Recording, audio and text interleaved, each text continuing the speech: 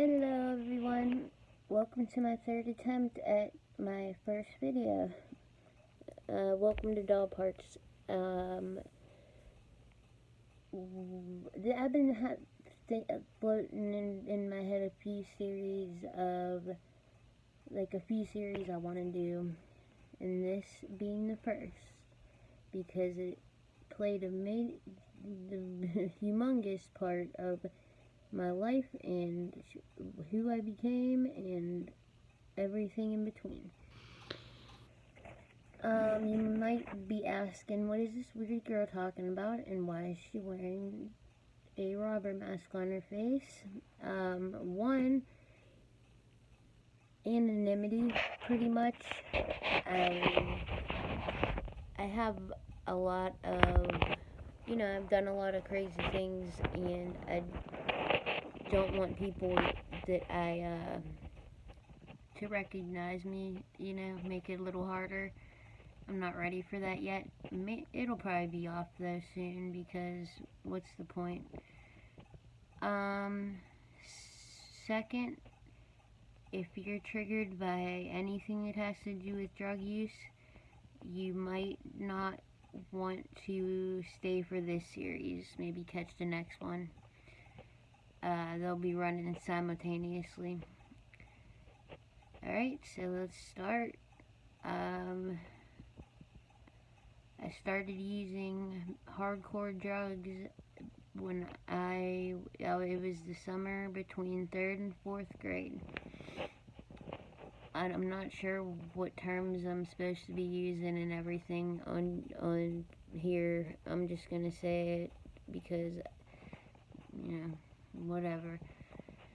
Alright, so the first drug that I ever put into my body was LSD, and I was a child. I was probably 9, 10.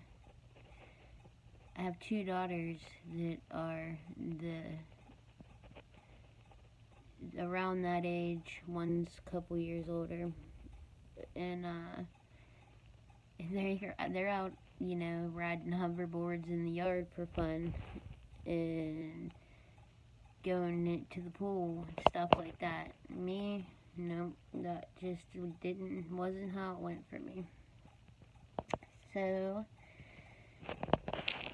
how it happened was my brother and his friend, well, it actually happened, my sister, she left the house when she was 17 to go on Fish Tour. If y'all don't know what that is, it's a band. Like, I really liked the band, but what she did I couldn't do.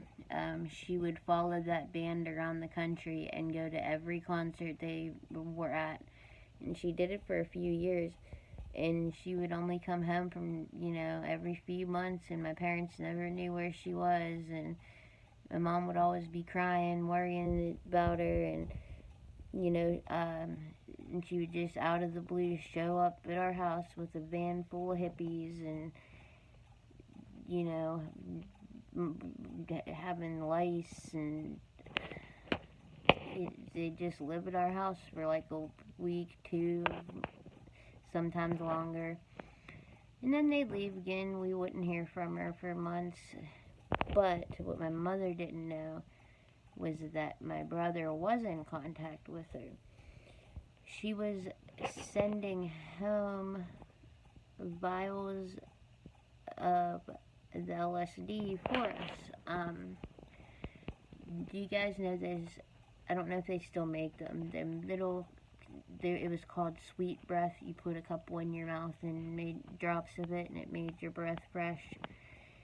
Well, she would send us home vials of the stuff in those containers, and my brother would sell it and make money, and we were selling it for nothing. I could imagine what that would go for nowadays. Probably, I don't even know. I couldn't even guess. Like, Okay, so anyhow, One night, we're down in my brother's room in the basement, and his friend asked me, kind of jokingly, "Hey dude, you want some?" And me, being a young kid, like, I looked up to my brother and sister. I thought they were the coolest people in the world.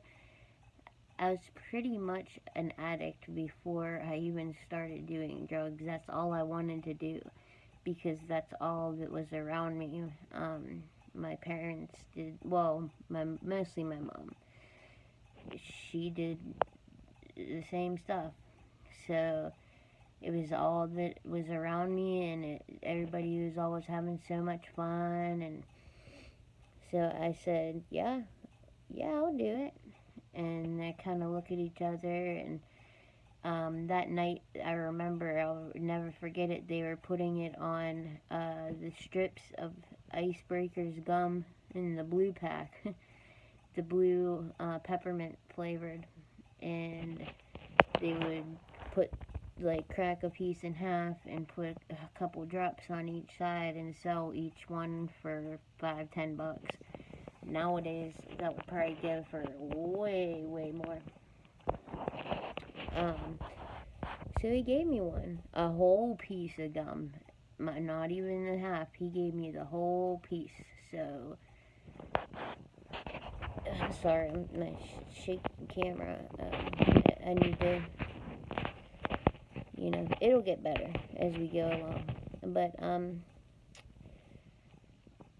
so I took it and I waited, and that stuff takes a minute, and then it hit me. And the first thing is the laughing. Everything is the funniest thing on earth, and I'm going nuts laughing, and they're laughing because they're tripping too. And it was great. It was fun. I loved it, And then they did something really messed up. They had to leave to go somewhere for like a long time. They were supposed to only be gone a few minutes, but they were gone for like hours, and they left me in the house, and nobody else was home. And I'm like geeked out of my mind, dude, and they just left. So I had this black lab dog, the family dog, and I remember lying on the floor with her, looking in, I was like down on my stomach, laying on the floor like this, looking right into her eyes, and she was just staring back at me, and I could swear we were like telepathically talking. Like, it sounds weird. It's really hard to explain stuff like that, but that's what it felt like. And I laid there for, it seems like forever, and just stared into my dog's face and read her thoughts and talked to her, and I talked back to her through my mind. Like, obviously not, but that's, what I'm thinking. So the next day, they came home after a while, and everything was fun again. Sorry about that. So the next day, I'm blazing weed. I don't know why, usually that's somebody's first thing, but it was the very next day I started smoking like I've been doing it for years. And, my siblings' friends, they would sell me anything. They all, like, after a little while of me doing that at home, like, they all knew that I did that, did stuff, and they would sell me anything. I'm talking from weed all the way up to the H, and that comes a little later.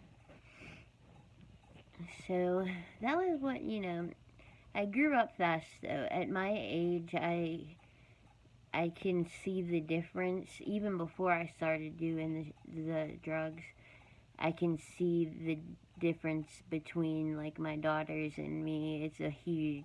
I wasn't a normal kid.